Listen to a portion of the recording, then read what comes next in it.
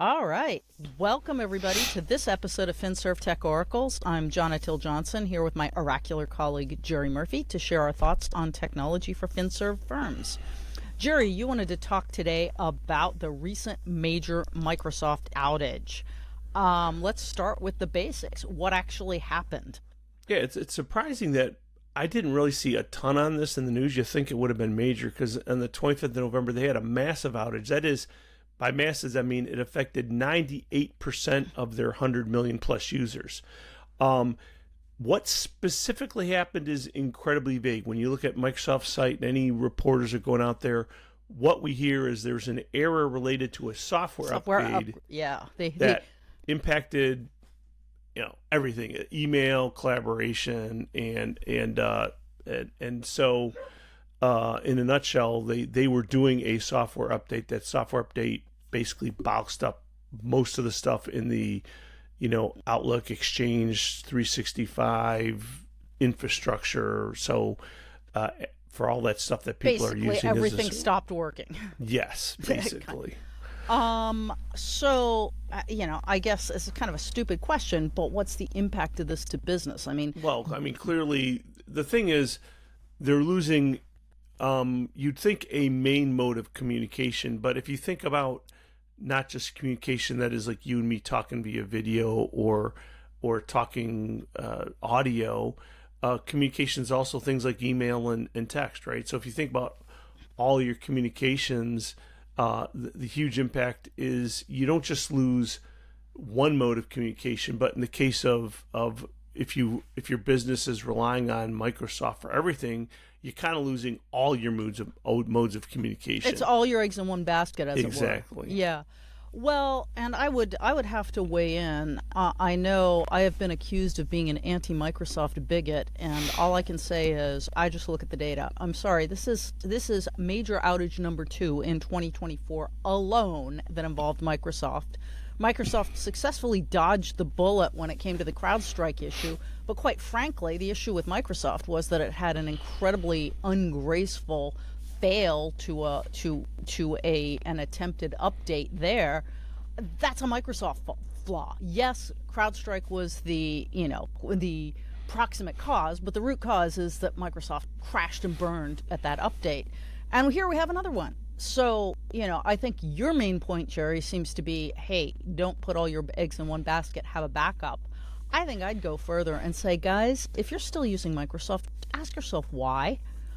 This is a company that is the second biggest in the world after NVIDIA, and yet it makes crappy software, has crappy security, and does a terrible job keeping itself up and running, which is kind of baseline expectation for any software out there. I do understand that they have great deals and they negotiate super well with businesses, but it strikes me that if you don't have an exit strategy for Microsoft now, you're basically the frog that's getting boiled alive. And I would say, you said they're great deals, Johna, but I would say great deals with an asterisk, right? Because it may at face value sometimes seem like a great deal, but look at what they do with security, right?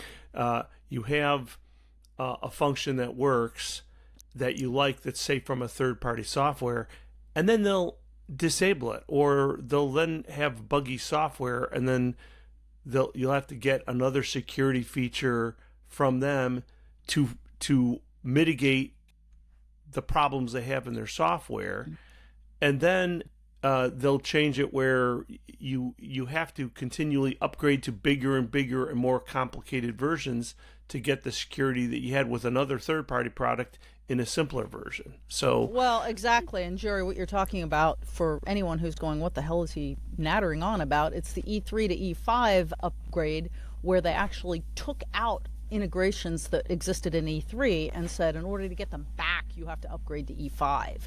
And I think that's that is absolutely insane. And what's even more insane is that people went along with it. And the pricing was significantly higher. Yeah. Oh, it was huge. E3 to E5. I think it was something like an 85% increase or something. Yeah, but in any event, it was big numbers. So Basically, it sounds like your recommendation, Jerry, is don't put all your eggs in one basket. Have a backup. Recognize, one of the things that I'm thinking as you were talking, I'm thinking about this.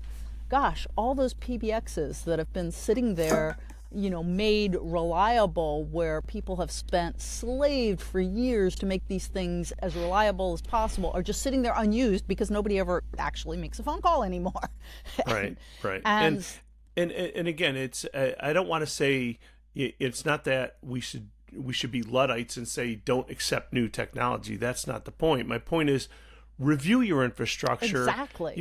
A lot of the assumptions you used to make about separate vendors, different domains of independence, and so I had some amount of redundancy based on those sorts of things.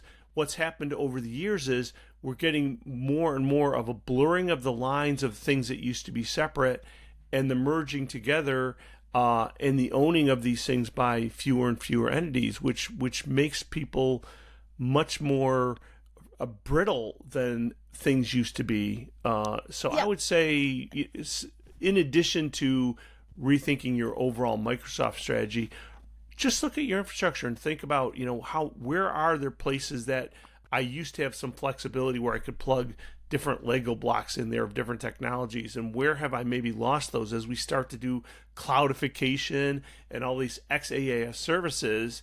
They may be in some ways easier to use, but am I integrating them better? Am I more secure? Am I saving the money that I thought I was? Basically, treat your as a service as the mission critical services they are, and don't accept a solution that doesn't have redundancy baked in. And if there's been this basic mindset that hey, we give it all to Microsoft and Microsoft won't fail, and that's about as silly as we give it all to AT&T and AT&T won't fail. Even the best companies will fail, and I would say Microsoft is not one of the best. So you might as well build in redundancy and, quite frankly, build in an exit strategy from Microsoft, because if you're going to be relying on a company to be delivering mission critical services through the cloud, I think Microsoft has demonstrated it's not up to the... And the last thing I would say, Johna, is assume failure is going to happen, and practice it more than once a year, right? We're in December. It's the time of the year where people are doing their annual disaster recovery tests or annual security training. It shouldn't just be in December once a year to say, oh, thank God I hit the compliance officers. Box. Yes. It's like we should be assuming failure more frequently than that. I would say at least quarterly, and even more often if we can. We should have a practice of assuming failure. And what do I do? Who do I talk to about it? What are my backup systems? Who are my backup people? Yep. And we should be practicing these things frequently. And yes, that's a self-interested promotion, because we actually offer tabletop exercises for disaster recovery. But quite frankly, whether you do it with us, with someone else, or just internally, doesn't matter. Just do it quarterly. So exactly. Summing up, rethink your reliance on any monoculture for critical services, including Microsoft. Any monoculture, including Microsoft. With respect to Microsoft specifically, think about maybe having an exit strategy, because they clearly are not up to snuff. And regardless of the first two things, practice your disaster recovery plans on a quarterly basis, not as a checkbox, but as something real. So those are our recommendations for financial services firms, and that was it for today's episode. That's it for us until next week at 1200. Thanks again for watching and listening. Take care.